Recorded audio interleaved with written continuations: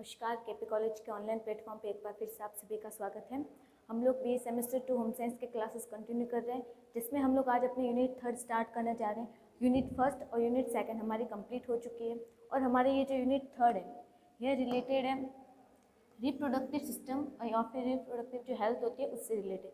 यानी कि इस यूनिट में हम लोग पढ़ेंगे जो रिप्रोडक्टिव ऑर्गन्स होते हैं उनके बारे में, इसके साथ साथ जो प्रेगनेंसी होती है उसके बारे में भी हम लोग पढ़ेंगे।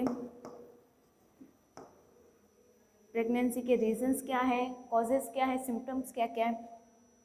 और हम लोग इस चैप्टर में पढ़ेंगे कि जो पर्सनल हाइजीन का ध्यान रखा जाता है वो किस तरीके से रखा जाता है। इन सभी चैप्टर्स के बारे में हम लोग बात करेंगे। तो आइए सबसे पहले हम लोग शुरू करते हैं अपना यूनिट 3 का जो सबसे फर्स्ट चैप्टर है, जो है हमारा चैप्टर नंबर 10, जो रिलेटेड है मानव जनन तंत्र से, यानी कि ह्यूमन रिप्रोडक्टिव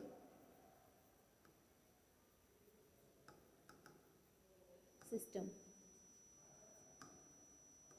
अब रिप्रोडक्टिव सिस्टम क्या होता है, यानी कि जनन तंत्र क्या होता है, यानी कि वह तंत्र जिसके द्वारा हम अपने संतान उत्पन्न करते हैं और पीढ़ी दर पीढ़ी यानी कि जेनेटिक्स और पीढ़ी दर पीढ़ी आगे बढ़ते रहते हैं।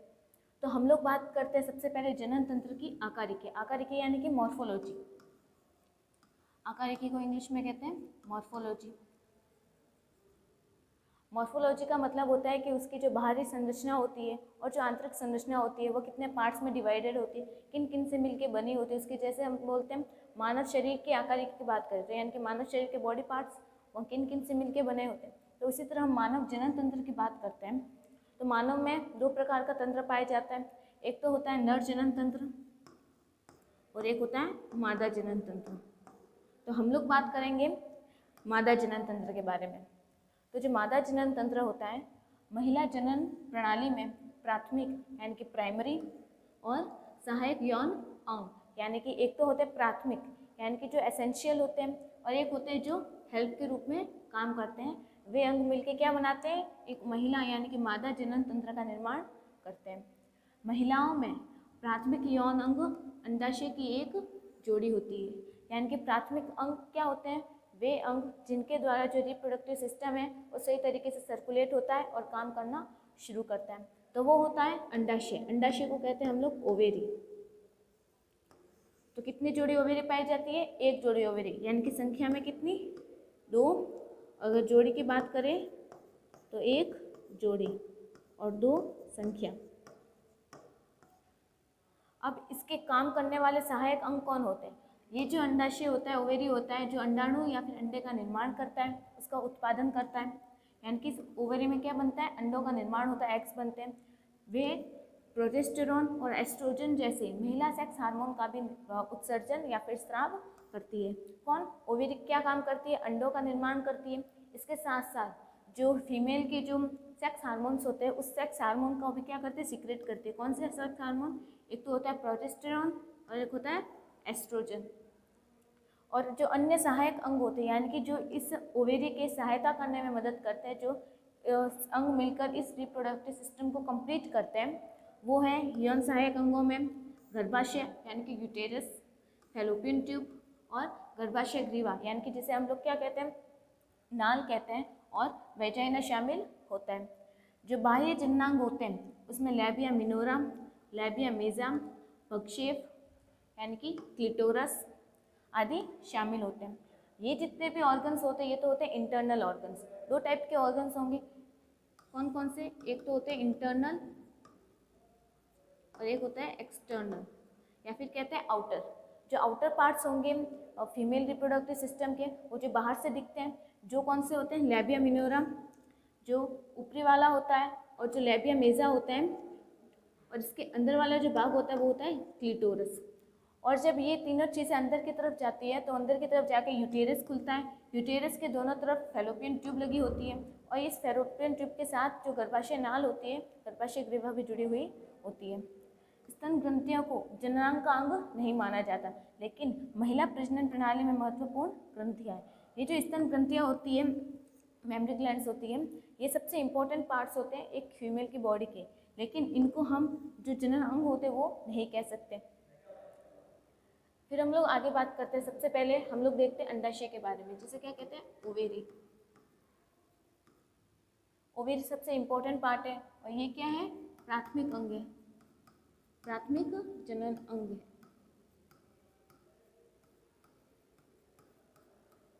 यानी कि मादा जनन तंत्र का जो प्राथमिक जनन अंग है वो क्या कहलाता है, ओवेरी कहलाता है।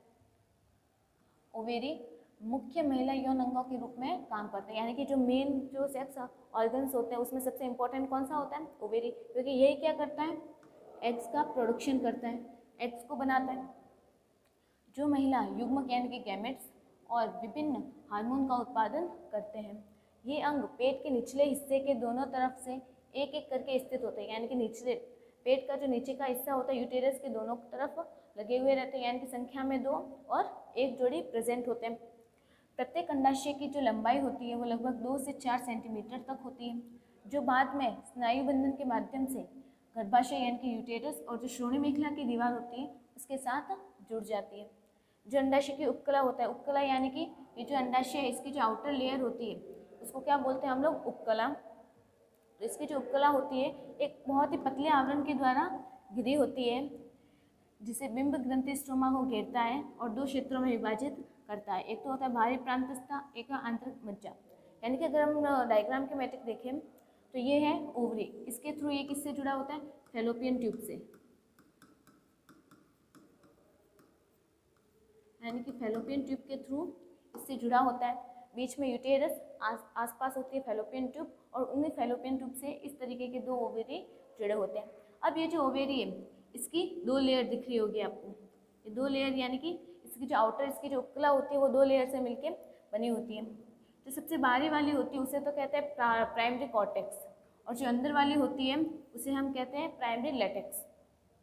और इसके अंदर ये जो बने होते हैं ये आपको चैम्बर टाइप दिख रहे होंगे, अलग अलग चैम्बर टाइप दिख रहे हैं, और इन चैम्बर्स में क्या होता है, एग्स का प्रोडक्शन होता है, यानी कि एग्स बनते हैं। और ये जो आपको होल्स दिख रहा है, इन होल्स के थ्रू जैसे जैसे एग बनेंगे वो एग यहाँ से बाहर निकलते जाते हैं, ठीक है। जैसे ये एग फूट के बाहर निकल गया, जैसे हम लोग क्या कहते हैं, फॉलिक्यूलर सेल या फिर एग, ठीक है। तो ये क्या एक टाइप के ओवरी के स्ट्रक्चर है। अभी हमने देखा कि कॉर्टेक्स में विकास के विभिन्न चरण में विभिन्न डिंब ग्रंथि यानी कि जो फैलोपियन ग्लैंड होती है वे रोम प्रेजेंट होते हैं, यानी कि उसमें विलय प्रेजेंट होते हैं। डिंब ग्रंथि कूप को महिला प्रजनन प्रणाली में मूल इकाई कहा जाता है। प्रत्येक डिंब वाहिनी यानी कि फैलोपियन ट्यूब को 3 संरचनात्मक क्षेत्रों में विभाजित किया जाता है, एम्प्यूला, इस्थमस और इनफंडिबुलम। यानी कि ये जो फैलोपियन ट्यूब होती है इनके 3 पार्ट्स में डिवाइड किया है, एम्प्यूला, इस्थमस और इनफंडिबुलम। अब इनके कौन कौन से पार्ट्स होते हैं, एक ये पार्ट्स जिनके थ्रू वो फैलोपियन ट्यूब से जुड़ता है, एक इसका ये मेन पार्ट हो गया पूरा, और तीसरा पार्ट है जहाँ से एग्स का बाहर निकलते हैं, यानी कि एग का प्रोडक्शन बाहर होता है या फिर एग का सिक्रेशन होता है। तो अभी तक हमने देखा कि ओवरी क्या है, ओवरी सबसे प्राथमिक अंग माना जाता है मादा जनन तंत्र का, जिसमें एग का प्रोडक्शन होता है, एग का उत्पादन किया जाता है और एग को स्टोर करके रखा जाता है। इसकी जो लंबाई होती है 2 से 4 सेंटीमीटर तक होती है और शरीर में एक जोड़ी पाई जाती है। और कहाँ पे पाई जाती है, फैलोपियन ट्यूब के दोनों तरफ पाई जाती है, यानी कि बीच में यूटेरस और फैलोपियन ट्यूब के दोनों तरफ ये एक जोड़ी पाई जाती है। फिर हम लोग आगे बात करते हैं मादा जनन तंत्र का।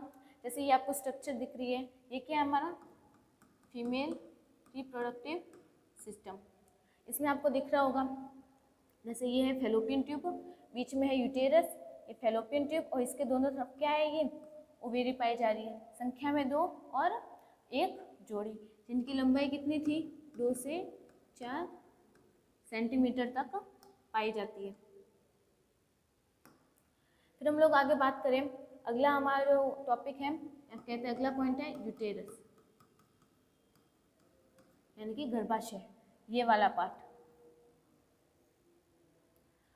यह मादा जनन प्रणाली यानी कि फीमेल रिप्रोडक्टिव सिस्टम का एक मांसपेशीय और उल्टे नाशपाती के आकार का क्षेत्र होता है। यानी कि अगर हम इसकी बात करें तो ये जो स्ट्रक्चर दिख रहा है हमको यूटेरस, ये कैसा दिखता है, जैसे जो उल्टी नाशपाती के आकार का हमें स्ट्रक्चर दिखाई देता है। गर्भाशय की दीवारें 3 परतों से मिलकर बनी होती है। यानी कि ये जो गर्भाशय की दीवार होती है इसमें 3 लेयर्स पाई जाती हैं। सबसे बाहरी लेयर उसको कहते हैं एक्टोडर्म, सबसे बाहरी लेयर को कहते हैं एक्टोडर्म। जो अंदर की लेयर होती है उसे एंडोडर्म,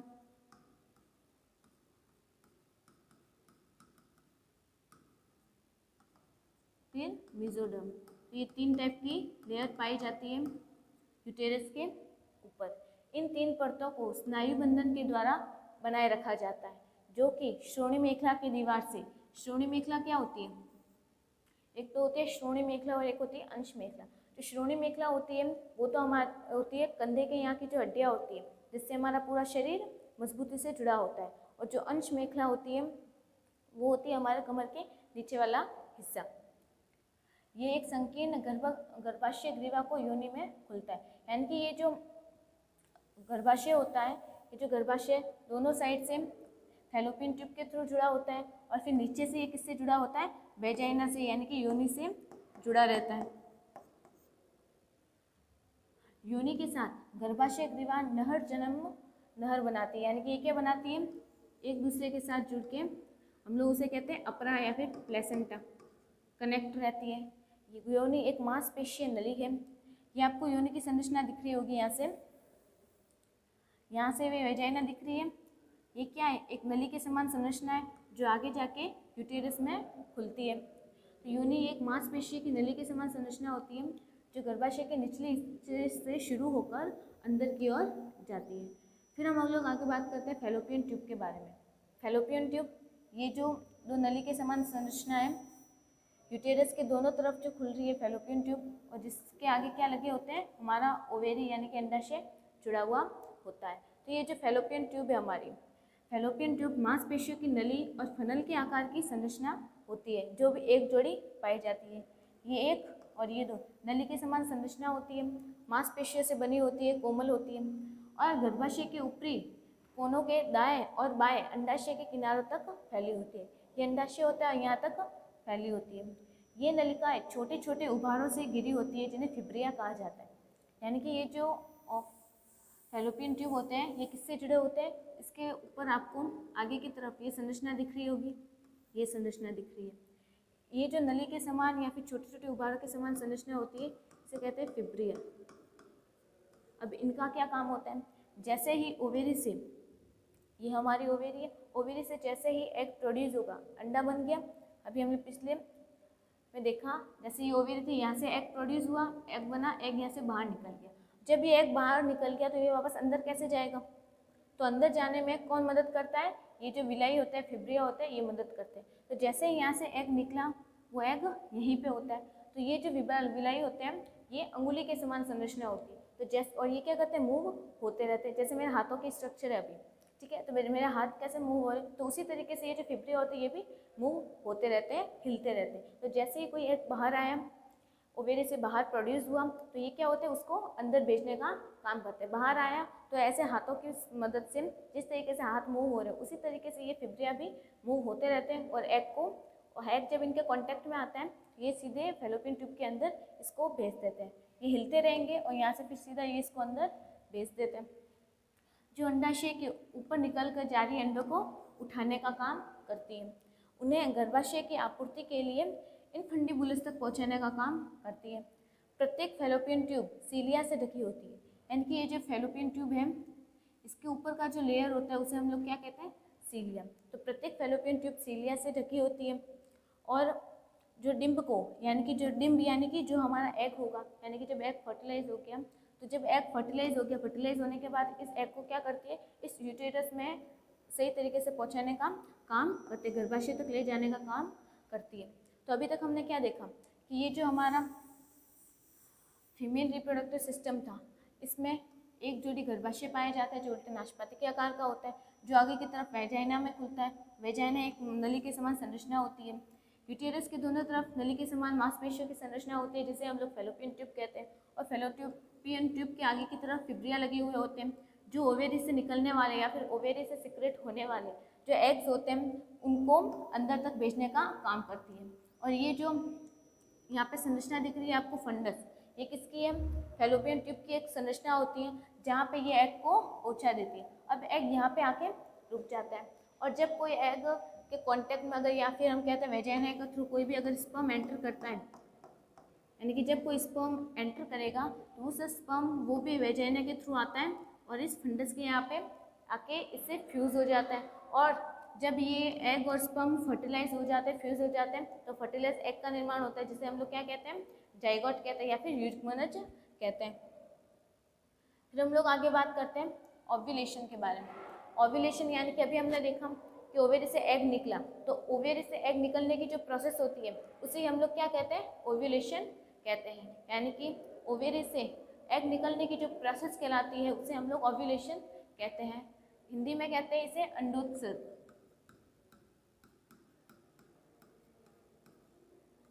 अंडोत्सर्ग, अंडोत्सर्ग यानी कि अंडों के बाहर निकलने की प्रक्रिया। ओव्यूलेशन अंडाशय से अंडा निकलने की प्रक्रिया होती है।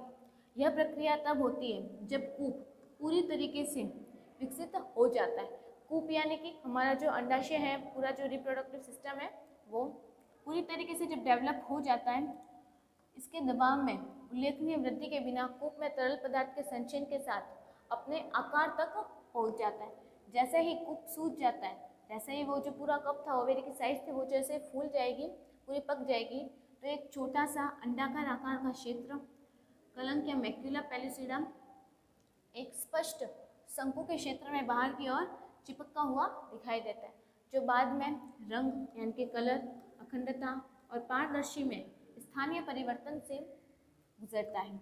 ओव्यूलेशन से पहले एस्ट्रोजन हार्मोन, एस्ट्रोजन हार्मोन किसके द्वारा निकलता है, इसी के द्वारा निकलता है, ओवेरी से निकलता है एस्ट्रोजन हार्मोन, जिसे फीमेल सेक्स हार्मोन भी कहते हैं।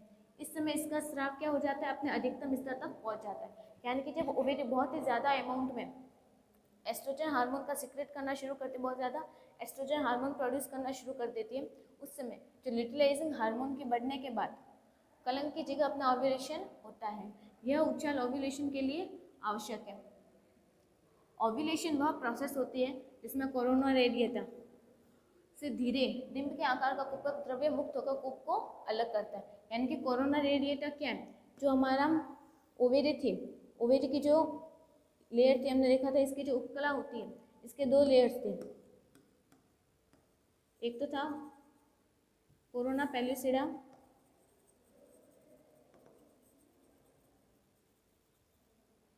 और एक है कोरोना रेडिएटा। तो ये क्या है, जो कोरोना रेडिएटा है, ये डिंब के साथ, यानी कि जो डिंब यानी कि हमारा जो अंडा होता है, एग होता है, उसके साथ कूपक द्रव्य को मुक्त करके कूप को अलग कर देता है। और ये जो कोरोना रेडिएटा की कोशिका होती है, बाद में शुक्राणु की उपस्थिति में अलग हो जाती है।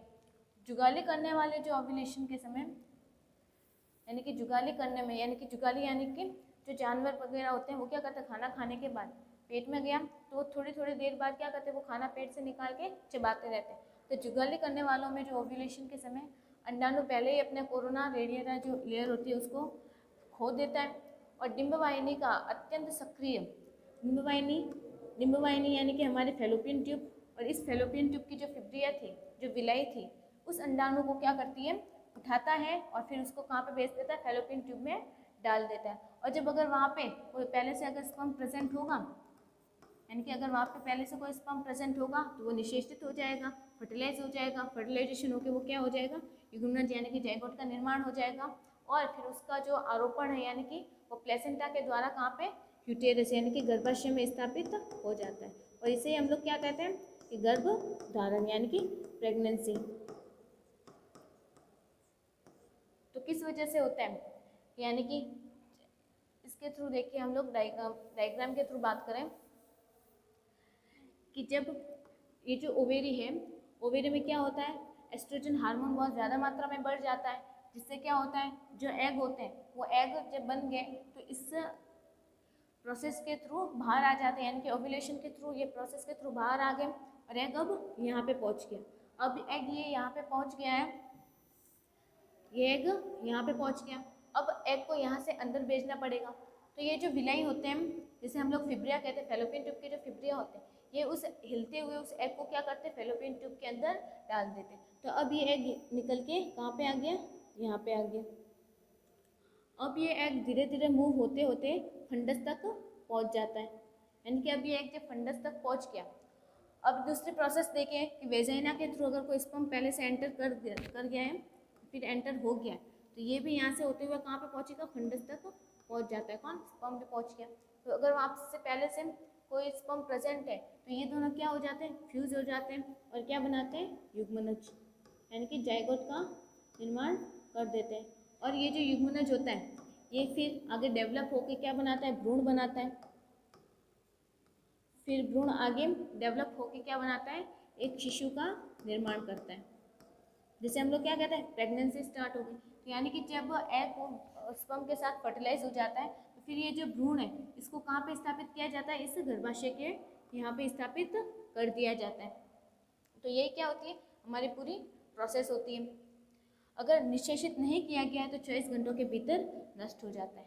अगर ये तो हमने देखा कि अगर स्पर्म प्रेजेंट है तो, अगर स्पर्म प्रेजेंट है तो ये दोनों फ्यूज हो गए, युग्मनज बन गया, फिर ये भ्रूण बन गया, भ्रूण डेवलप हो गया तो उसको हमने यूटेरस में स्थापित करते हैं, फिर वो प्रेगनेंसी स्टार्ट हो जाती है 9 महीने की।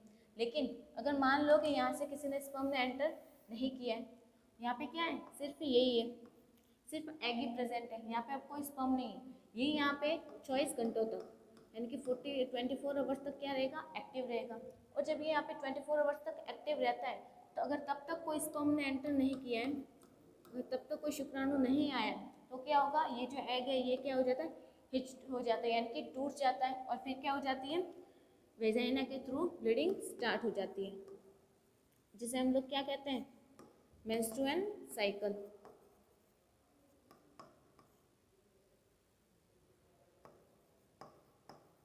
जिसे हम लोग क्या कहते हैं, मेंस्ट्रुअल साइकिल। तो जो मासिक चक्र आता है इसे हम, वो कैसे आता है कि जब अंडाशय से निकला हुआ जो अंडा है फैलोपियन ट्यूब तक पहुंच जाता है और जो 24 आवर्स तक किसी शुक्राणु के कांटेक्ट में नहीं आता है, वो क्या होता है, नष्ट हो जाता है। और नष्ट होने से इसमें उपस्थित जितने भी ब्लड होता है, प्रेजेंट होता है, वो सारा वेजाइना के थ्रू बाहर निकल आता है, जिसे हम लोग क्या कहते हैं, मेंस्ट्रुअल साइकिल कहते हैं। तो प्रोसेस पूरी समझ में आ गई होगी। अगला स्टेप भी वही होगा, मासिक चक्र, मासिक धर्म। सभी महिलाएं, सारे लेडीज अपने यौवन तक पहुंचने के बाद मासिक धर्म चक्र नामक प्रक्रिया के दौरान हर महीने परिपक्व अंडा, क्योंकि अगर वहाँ पे फैलोपियन ट्यूब तक अगर कोई एग पहुँचा है तो वो पूरा एक्टिव ही है, पूरा डेवलप है, कोशिका का उत्पादन करती है, यानी कि हर महीने एक एग फैलोपियन ट्यूब से लेके वहाँ तक पहुँचाया जाता है, फंडस तक। अगर इस अवधि में अंडाशय एक परिपक्व अंडे का स्त्राव करता है जो गर्भाशय तक लाया जाता है, और फिर गर्भाशय में यदि अंडा निषेचित नहीं होता, यानी कि अगर वहाँ पे स्पर्म प्रेजेंट है तो फर्टिलाइज हो जाएगा, अगर वहाँ पे नहीं होता है तो वो गर्भाशय की परत निकल जाती है और फिर एक नया चक्र पुनः प्रारंभ हो जाता है। तो कुल मिलाकर हम लोग देखें कि मासिक चक्र कब आता है, हर 28 दिनों में प्रारंभ हो जाता है। यानी कि हम लोग बात करें अगर वहाँ पे स्पर्म प्रेजेंट नहीं है तो वो अपने आप टूट जाएगा, हिस्ट हो जाएगा और फिर ब्लीडिंग स्टार्ट हो जाती है, जिसे हम लोग क्या कहते हैं, मासिक चक्र कहते हैं। अंतःस्रावी तंत्र द्वारा नियंत्रित होती है ये, और इसमें शामिल होने वाला FSH, जिसे हम लोग कहते हैं फॉलिकल स्टिमुलेटिंग हार्मोन, और एक होता है LH, ल्यूटिलाइजिंग हार्मोन। एस्ट्रोजन और प्रोजेस्टेरॉन होते हैं। ये जो FSH होता है, FSH और LH हार्मोन होता है, ये दोनों हार्मोन पिट्यूटरी ग्लैंड यानी कि जो हमारी पीयूष ग्रंथि होती है,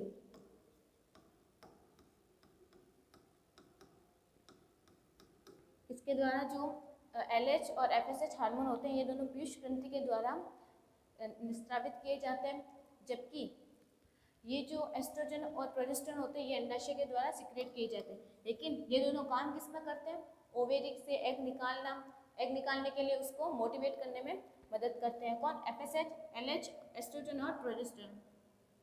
हार्मोनल विकारों के साथ कई अन्य कारक भी होते हैं जो मासिक चक्र में गड़बड़ी करते हैं, लेकिन जनरली साइकिल क्या होती है, 28 दिनों या फिर मैक्सिमम 35 डेज में ये साइकिल पूरी चलती रहती है। लेकिन कभी कभी क्या हो जाता है, कभी कभी लोगों के जो गर्ल्स होती हैं उनके 2-3 महीने भी स्किप हो जाते हैं। क्यों होते हैं, इन हार्मोन में इम्बैलेंस आ जाता है, यानी कि अगर ये हार्मोन सही टाइम पे सीक्रेट नहीं होते हैं, इनसे पीयूष ग्रंथि के द्वारा ये हार्मोन ना निकले, अंडाशय के द्वारा ये हार्मोन ना निकले, तो क्या होता है, ये साइकिल थोड़ी डिले हो जाती है। या फिर किसकी वजह से होता है, हमारा जो खान पान है वो सही नहीं है, रेगुलर, यानी कि अगर हम रेगुलर कंटिन्यू बहुत ज़्यादा एक्सरसाइज वगैरह करते हैं उससे भी होते हैं। स्ट्रेस से वज़न बढ़ गया है, ये सारे प्रॉब्लम्स होते हैं जिनकी वजह से हमारा ये जो मासिक चक्र होता है ये डिले हो जाता है या फिर इरेगुलर हो जाता है। और ये चक्र कभी कभी इरेगुलर अनियमित भी होते हैं, विशेषकर यौवन के समय, यानी कि जब 13 साल से लेकर 18, 19, 20 तक की एज होते हैं उस टाइम ये जो इरेगुलरिटी है ये सबसे ज़्यादा होती है, क्योंकि इस टाइम में जो हार्मोनल इम्बैलेंस होता है, कोई हार्मोन जल्दी स्राव होता है या फिर ज़्यादा होता है, कोई कम होता है, तो ये जो हार्मोनल इम्बैलेंसता होती है इसकी वजह से क्या होता है, ये जो मासिक चक्र में गड़बड़ी आ जाती है। और अगर जब प्रेगनेंसी होती है यानी कि गर्भावस्था के दौरान मासिक चक्र यौवन के समय से लेकर 45 से 55 वर्ष की आयु तक हर महीने होता है, यानी कि ये मोस्टली कब प्रारंभ होता है, जो किशोरावस्था प्रारंभ होती है, किशोरावस्था से लेके किशोरावस्था से प्रारंभ होकर 45 से 55 साल की आयु तक हर महीने होता है। और 55 वर्ष की आयु के बाद अंडाशय हार्मोन का उत्पादन और परिपक्व अंडे जारी करना धीमा कर देता है, यानी कि जब एक पर्टिकुलर एज तक पहुंच जाता है तो जो ओवेरी होती है या एग बनाना बंद कर देती है, यानी कि इसकी जो प्रोडक्शन है वो धीरे धीरे कम हो जाता है और हार्मोन का स्राव भी नहीं हो पाता। इसलिए ना तो उस टाइम प्रेगनेंसी होती है और ना ही फिर उस टाइम मासिक चक्र यानी कि मेंस्ट्रुअल साइकिल होता है, और फिर धीरे धीरे मासिक चक्र बंद हो जाता है और इसलिए महिलाएं जो है वो गर्भवती नहीं हो पाती। फिर हम लोग आगे बात करें इनिशिएशन और गर्भावस्था। ये टॉपिक ये पॉइंट तो हम लोगों ने पहले क्लियर कर दिया, यानी कि जब वो जो एग था वो गर्भाशय तक पहुंच गया, यानी कि गर्भाशय तक पहुंचने के बाद अगर वो शुक्राणु यानी कि स्पर्म के कांटेक्ट में नहीं आया, यानी कि अगर स्पर्म के कांटेक्ट में आ गया तो ये दोनों क्या हो जाएंगे, फर्टिलाइज्ड, यानी कि ये दोनों क्या हो गए फर्टिलाइज, और फर्टिलाइज्ड होने के बाद इससे क्या बनेगा, जाइगोट, और अगर इससे जाइगोट बन गया तो फिर वो गर्भाशय में रोपित हो जाता है और प्रेगनेंसी स्टार्ट हो जाती है। एस्ट्रोजन और प्रोजेस्टेरोन ये दोनों अंडाशय के द्वारा निकलने वाले हार्मोन होते हैं जो प्रेगनेंसी को कंट्रोल करते हैं और जो मेंस्ट्रुअल साइकिल होती है उसको भी प्रोटेक्ट करते हैं। फिर हम लोग आगे बात करें गर्भावस्था के लक्षण, यानी कि जब वो एग है वो फर्टिलाइज्ड हो गया और यानी कि हमें पता चल गया कि अब जाइगोट का निर्माण हो गया है, या फिर हमें कैसे पता चलेगा, क्या सिम्टम्स होते हैं बॉडी में जिसके द्वारा पता चले कि प्रेगनेंसी हो चुकी है। सबसे पहले तो क्या शुरू हो जाती है, मॉर्निंग सिकनेस। मॉर्निंग सिकनेस यानी कि सुबह सुबह जो जी खराब होता है वो, तो मॉर्निंग सिकनेस में हम लोग देखते हैं कि यह एक ऐसी स्थिति है जो आधे से अधिक गर्भवती महिलाएं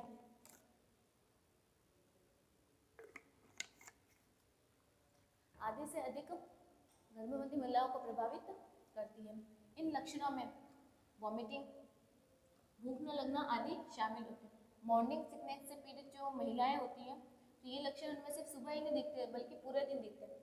इनके जो हर प्रेगनेंसी में अलग अलग सिम्टम्स दिखाई देते हैं, लेकिन जो मेनली हर किसी में कॉमन होते हैं वो कौन कौन से हैं, जिसमें आता है सुबह के टाइम उल्टी होना, भूख नहीं लगना, जी मचलना, और कभी कभी कुछ महिलाओं में पूरे दिन भी ये सिम्टम्स रहते हैं। ये जो मॉर्निंग सिकनेस होती है ये आमतौर पर गर्भावस्था के चौथे से छठे सप्ताह में प्रारंभ होती है और 12वें सप्ताह तक ठीक हो जाती है।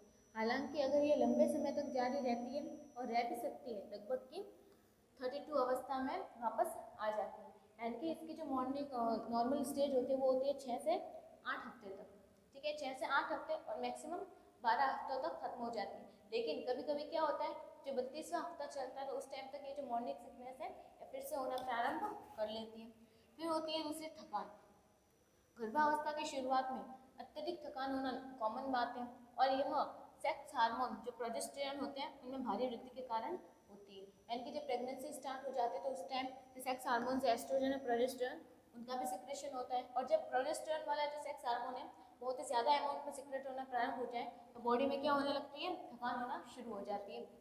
गर्भावस्था को बनाए रखने और बच्चे को बढ़ने में मदद करने के लिए प्रोजेस्टेरोन की आवश्यकता होती है, लेकिन यह आपके चयापचय को धीमा कर देता है, यानी कि ये जब प्रेगनेंसी स्टार्ट हो जाती है तो प्रोजेस्टेरोन बहुत ज़्यादा अमाउंट में शुरू होता है, जितना ज़्यादा ये अमाउंट में सिक्रेट होगा तो जो बच्चा होता है, जो भ्रूण होता है उसको जल्दी बढ़ने में मदद करता है और जो प्रेगनेंसी है उसको ठीक तरीके से मेंटेन रखता है। लेकिन इसका फायदा बच्चे को हो रहा है और गर्भावस्था प्रेगनेंसी को हो रहा है, लेकिन इस समय जो हमारे बॉडी की जो महिला के बॉडी की जो मेटाबॉलिक एक्टिविटी होती है उसको स्लो कर देता है। इस प्रारंभिक चरण के दौरान जब भी संभव हो थोड़ी और देर नींद लेने और आराम करने का प्रयास करना चाहिए। गर्भावस्था के चौथे महीने के आसपास आपकी ऊर्जा का स्तर संभवतः फिर से बढ़ जाएगा, यानी कि जो प्रोजेस्टेरोन का सिक्रेशन होता है जो स्टार्टिंग के 4 महीने होते हैं उस टाइम ज़्यादा होता है, क्योंकि उस टाइम ज़्यादा केयर की ज़रूरत होती है, इसलिए थकान हमें महसूस होता है, जिसकी वजह से हम क्या करते हैं ज़्यादा नींद, ज़्यादा से ज़्यादा आराम करना चाहिए। लेकिन जब ये प्रोजेस्टेरोन का सिक्रेशन कम हो जाता है तो फिर उस टाइम क्या होता है कि हमारे बॉडी की जो एनर्जी होती है वो फिर से हमें दिखने लग जाती है और प्लेसेंटा अच्छी तरीके से स्थापित हो जाता है। ये प्लेसेंटा क्या होता है?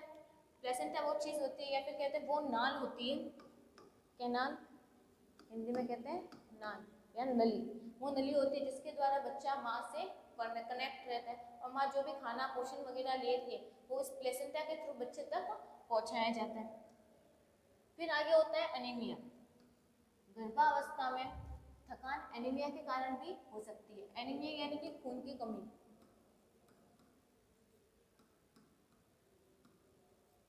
अब खून की कमी क्यों होती है? जो आमतौर पर आयरन की कमी के कारण होता है। गर्भावस्था के दौरान अगर आयरन की कमी हो जाती है तो हमें एनीमिया रोग हो जाता है। इसलिए हमें क्या करना है, ज़्यादा से ज़्यादा आयरन युक्त जो चीज़ें होती है वो ज़्यादा से ज़्यादा खानी चाहिए, जैसे सेब का जूस पीना चाहिए, एप्पल वगैरह खाने चाहिए। गर्भावस्था में एनीमिया के चिकित्सीय उपचार में आमतौर पर आयरन की गोलियां दी जाती है, यानी कि आयरन की कमी हो रही है तो आयरन की गोलियां दी जाती है डॉक्टर के द्वारा, और कभी कभी आयरन इन्फ्लुएंस ड्रिप भी दी जाती है। इसके लिए अस्पताल में भर्ती होने की आवश्यकता होती है, लेकिन इसमें केवल कुछ ही घंटे लगते हैं। यानी कि जब आयरन की कमी हो जाती है, एनीमिया रोग दिखने लग जाता है, तो डॉक्टर क्या करता है कुछ टाइम के लिए उन्हें हॉस्पिटल में एडमिट कर देते हैं, लेकिन फिर कुछ ही समय बाद उनको रिलीज भी कर देते हैं। फिर है जल्दी पैदावार। गर्भावस्था के दौरान शरीर में तरल पदार्थ की मात्रा जो होती है वो बढ़ जाती है। अब जितनी तरल पदार्थ की मात्रा बढ़ेगी, जितना ज़्यादा लिक्विड बॉडी में रहेगा तो किडनी ज़्यादा से ज़्यादा काम करेगी, है ना। तो किडनी का काम होता है लिक्विड को फिल्टर करना, तो किडनी क्या काम करेगी, इतना लिक्विड है उसको काम करते रहेगी, उसको फिल्टर करने का काम करती रहेगी। अब जितने ज़्यादा फिल्टर करेगी तो जो हमारा मूत्राशय होता है उस पर प्रेशर बढ़ेगा और ज़्यादा से ज़्यादा टॉयलेट आने की संभावना रहती है। फिर है भोजन की इच्छा। गर्भावस्था में कुछ खाद्य पदार्थों की जो लालसा होती है, यानी कि लालच बढ़ जाता है। बार बार हमारा जो मन होता है वो कुछ ना कुछ नया खाने को करता है, खासकर उन खाद्य पदार्थों को जो क्या है ऊर्जा और कैल्शियम प्रदान करते हैं, जैसे कि दूध और अन्य डेयरी के प्रोडक्ट। आप उन खाद्य पदार्थों के प्रति अचानक अरुचि महसूस करते हैं जो आपको पहले पसंद थे। ये क्यों वजह से होता है, किस वजह से होता है, यानी कि जो चीज़ हमें पहले बहुत ही ज़्यादा पसंद थी वो प्रेगनेंसी के टाइम में क्या हो जाती है, अरुचि उत्पन्न हो जाती है, यानी कि पसंद नहीं होती। किसकी वजह से? सिर्फ हार्मोनल इम्बैलेंस की वजह से। फिर हम लोग आगे देखते हैं जो गर्भावस्था होती है प्रेगनेंसी के टाइम में नॉर्मल कौन कौन सी घटनाएं हो सकती है। अभी हमने देखा था कि जो प्रेगनेंसी के टाइम में कि प्रेगनेंसी हो रही है या फिर प्रेगनेंसी हो चुकी है तो हमें पता कैसे चलेगा, तो वो सिम्टम्स थे। अभी हम लोग देखते हैं कि प्रेगनेंसी का पता लग गया और प्रेग्नेंट होने के बाद कौन कौन सी जो प्रॉब्लम्स है आ सकती हैं। तो सबसे पहले होती है गर्भावस्था में जलन, जिसे हम लोग हार्टबर्न कहते हैं। गर्भावस्था में जलन या हार्टबर्न महिलाओं को गर्भावस्था के दौरान होने वाली एक सामान्य समस्या है। यह जलन या दहन का अनुभव उस समय होता है जब गर्भाशय के ऊपर यानी कि पेट के ऊपर पेट में खाना या फिर पेट में एसिड वाले पदार्थ उत्पन्न होने के कारण पाचन क्रिया में कमी होती है, यानी कि जब एसिडिटी बढ़ जाती है, वो हमने ऐसा कुछ खाना खाया जो पचा नहीं है और उससे बॉडी में एसिड बन गया है पेट में, तो वो क्या करेगा, एसिड पेट में जलन महसूस करता है, जिसे हम लोग क्या कहते हैं, हार्ट बर्न कहते हैं। यह एक सामान्य स्थिति होती है, लेकिन यह असहजता का कारण बन जाती है, यानी कि हम लोग क्या हो जाते हैं, इम्बैलेंस हो जाते हैं। गर्भावस्था में जलन को कम करने के लिए प्रॉपर ट्रीटमेंट और हमें खाने में जो चेंजेस करने की ज़रूरत पड़ती है। फिर हम लोग देखते हैं मॉर्निंग सिकनेस। मॉर्निंग सिकनेस हम लोगों ने देख लिया, सुबह के टाइम में क्या होता है, जो मितली वगैरह आना, वॉमिटिंग होना, जी में चलना, भूख ना लगना, ये सारे सिम्टम्स दिखाई देते हैं। ये कुछ लोगों में तो सिर्फ सुबह के टाइम दिखाई देते हैं, यानी कि जो अदर लेडीज होती है उनमें ये सिम्टम्स पूरे दिन भी दिखाई देते हैं। फिर है पाचन संबंधी समस्याएं, इनडाइजेशन। प्रेगनेंसी के दौरान पाचन संबंधी समस्या को हिंदी में गर्भावस्था के दौरान पाचन संबंधी समस्या कहा जाता है, यानी कि ऐसा खाना खाया जो पचा नहीं है या फिर ऐसे कुछ चीज़ों का हम लोगों ने सेवन किया जो हमारे शरीर के लिए हानिकारक है, जो बॉडी में जाकर पच नहीं रही है, डाइजेस्ट नहीं हो रही, वो क्या करेगी, कुछ ना कुछ इफेक्ट बॉडी में सिक्रेट करेगी, प्रेजेंट करेगी। तो जिसकी वजह से क्या होता है कि हमारी जो बॉडी है, बॉडी में जो डाइजेशन से संबंधित प्रॉब्लम्स आने लग जाती हैं। इसलिए क्या किया जाता है, हमें अपने आहार में परिवर्तन करने की आवश्यकता है। ऐसी चीज़ों को अवॉइड करना है जिससे क्या हो, हमारी बॉडी में कोई नुकसान पहुँचे। फिर हम लोग देखते हैं कर्ब्स है, जिसे कहते हैं कॉन्स्टिपेशन। कॉन्स्टिपेशन कर्ब्स क्या होती है, जब खाना पच नहीं पाता, पेट क्या हो जाता है, बहुत हैवी हो जाता है, जिससे हम लोग कुछ खाने की स्थिति में नहीं होते, जो खाए उसको पचा नहीं पाते हैं। और ऐसी स्थिति में क्या होता है, ये सबसे ज़्यादा अंतिम महीनों में अधिक होता है और प्रारंभिक महीने में, यानी कि प्रेगनेंसी के स्टार्टिंग में और प्रेगनेंसी की एंडिंग में ये सबसे ज़्यादा होता है। इसलिए हमें तरल पदार्थ अधिक खाने चाहिए, अन्न में फाइबर और पानी पीने की सलाह दी जाती है। फिर है पाइल्स। प्रेगनेंसी के दौरान पाइल्स को हिंदी में गर्भावस्था में बवासीर या फिर अश कहा जाता है। इसमें मल को त्यागने में दर्द, सूजन और खून आने की भी समस्या होती है, इसलिए हमें लिक्विड चीज़ें का यूज ज़्यादा करना चाहिए। फिर है नसों का फूलना। नसों का फूलना, इस समय क्या हो जाता है, जो मोस्टली देखा होगा, जो पैर होते हैं लेडीज़ के, वो क्या हो जाते हैं, फूल जाते हैं, यानी कि उनकी नसें फूल जाती है, जिसकी वजह से क्या होता है, चलने में दिक्कत आती है। फिर एक क्रैम्प्स, पेट में दर्द और अस्वस्थता की भावना उत्पन्न हो जाती है, जिसकी वजह से ये पहले और तीसरे माह में सबसे अधिक होती है। इसके लिए हमें क्या करना है, डॉक्टर से टाइम टाइम पे गाइडेंस लेते रहना चाहिए। और फिर है नींद ना आना, अनिंद, और ये सबसे कॉमन बात होती है, मॉर्निंग सिकनेस वगैरह, भूख ना लगना और निद्रा, ये सबसे कॉमन कंडीशंस होती है जो एक प्रेगनेंसी में दिखाई देती है। क्योंकि एक तो हमारी बॉडी में इतने सारे चेंजेस हो रहे हैं, हार्मोनल इम्बैलेंसता हो जाती है, जिसकी वजह से हमारा जो डेली का शेड्यूल होता है वो थोड़ा बिगड़ जाता है। तो इसी के साथ हमारे ये जो चैप्टर था, यूनिट 3 का फर्स्ट चैप्टर, जिसमें हम लोगों ने फीमेल रिप्रोडक्टिव सिस्टम के बारे में पढ़ा था, ये कंप्लीट हो गया। फिर हम लोग नेक्स्ट क्लास में देखेंगे अपने नए चैप्टर के बारे में। तब तक पढ़ते रहिए और